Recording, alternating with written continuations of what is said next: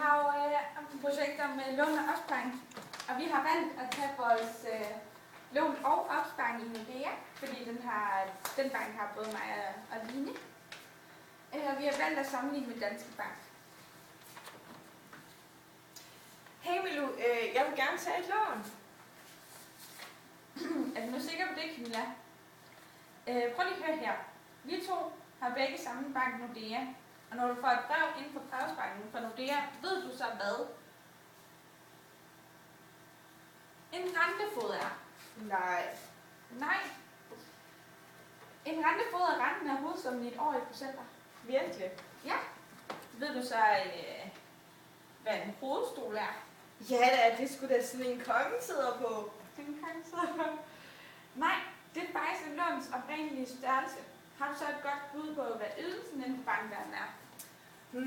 Men det eneste, jeg tænker på, bare er fornydelse af pengene. Det kan jeg godt forstå, Camilla. Du skal også tænke på ydelsen. Det er nemlig, hvor meget du har tænkt dig at betale tilbage på lånet om måneden. Ved du så, hvad en termin er? Tidspunktet for betalinger på lånet kaldes terminer. Oftest er der 1, 2, 4 eller 12 lige fordelte terminer på et år. Kan det altså ikke være lige meget, hvornår jeg betaler de lån tilbage? Nej, for du skal nemlig have et afdrag. Afdraget er den del af ydelsen på et år, der gør, at restgælden på lånet bliver mindre. Så derfor er det vigtigt, at du betaler lånet tilbage i terminer. Afdrag, ydelser, terminer. Kan du komme på flere fancy ord i en sætning? Det kan du tro. Her kommer nemlig 2 svære ord. Annuitetsopsparing og annuitetslån. Ved et annuitetslån betales der et fast beløb på hver terminsdato. Der skal dække både rente og afdrag på, hvad du har lånt. Annuitetsopsparing er, når man sætter et fast beløb ind hver termin, men det skal du nok lære mere om senere. Det lyder altså lidt farligt at tage et lån. Man skal jo huske på at tjekke lånet. Tjek altid på, om der er en bevillingsprovision på lånet. Bevillingsprovision, det er lidt ligesom, at bankerne prøver at narre ind alle de mærkelige ord. Fortæl mig som det sidste, hvad en bevillingsprovision er. Mit hoved kan ikke tåle flere nye bankord. En bevillingsprovision er en ekstra rente, der bliver lagt oven i den anden rente. Det koster nemlig at tage et lån. Ja. Lad os sige, at du tager et lån i Nordea med en rente på 10,2. Og en bevillingsprovision lagt oveni bliver renten 12,2%. Hvor meget vil du have et lån på, Camilla? Cirka 40.000. 40.000. Og med en bevillingsprovision bliver det 41.429 kroner, du låner. Hvor meget har du råd til at lægge om måneden til dit lån? Cirka 1.429 om måneden. Helt cool. 2.000 gange 12 er 17.148 kroner om året. Se her, hvor lang tid det vil tage at betale tilbage. Du kan se her, at... Wow, kun 5 år? Ja, det er nemlig det, du kan se.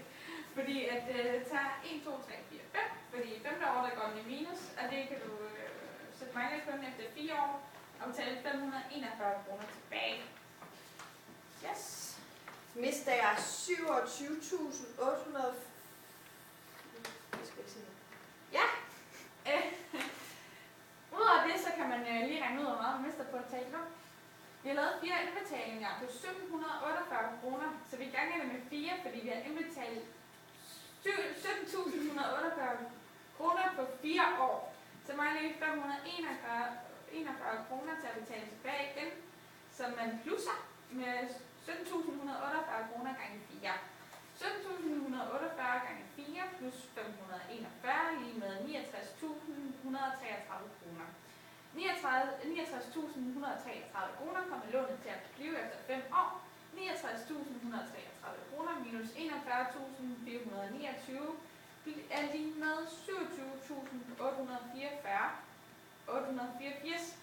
Man mister altså 27.884 kroner. Hvis det er 27.884 kroner? Ja, det er dyrt at tage et lån. Hvad synes du, vi kigger på noget opsparing i stedet for? Jo, tak. Og den her gang har vi igen valgt at bruge Nordea. Og du ved allerede, hvad et annuitetslån er. Og hvor meget du vil have råd til at lægge ind på en opsparingskonto om måneden. Du er faktisk Nordea Plus-kunde, ligesom mig. Så din rente kan stige hvert år, men lad os tage den mindste rente på 1,25% bare som et udgangspunkt. Jamen, cirka 2.000 kroner. Okay. Skal vi lige se det her? Vi siger, at det tager 10 år, hvor du betaler det. Der kan du se, hvor meget renten den får den til at stige. Og hvad skete der så lige her? Efter 10 år på en opsparingskonto med 1,25% i rente, hvor man indbetaler 2.000 om måneden, bliver du løbet 253.950 kroner. 24.000 gange 10, 924. 240.000 minus 253.960 kroner. Det er lige med 13.960 kroner. Så man får 13.960 kroner ved at sætte 2.000 om måneden ind på en konto på 1,25%. 13.960 kroner tjener jeg på den laveste rente på kun 10 år. Hvor måske skulle jeg opspare mine penge i stedet for. Det er en god idé, Camilla. Vi skal lige sammenligne med Danske Bank. Her har vi en lille tabel, som jeg lavede over alle de andre også. Det er på lånet, det der. Så kommer der en opsparing. Og hvis vi lige kigger, så var Danske Bank lån, det var på en rentefod på 1,18%. Og en Danske Bank, den var på 7,8%. Så hvis man lige sammenligner, så i Nordea, der mistede man 27.884 kroner efter 5 år. I Danske Bank mistede man 33.053 kroner efter 5 år. I Nordea tjente man 13.960 kroner efter 10 år på den laveste rente. Og i Danske Bank tjente man det her beløb efter 10 år. Ja. Renter kan være gode, og de kan også være ekstremt dumme. Pas på, hvad du låner, og i stedet for at brænde dine penge ind, sæt dem ind på en god rente.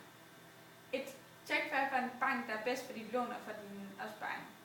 2. Tjek renterne. Dine penge, det er værd.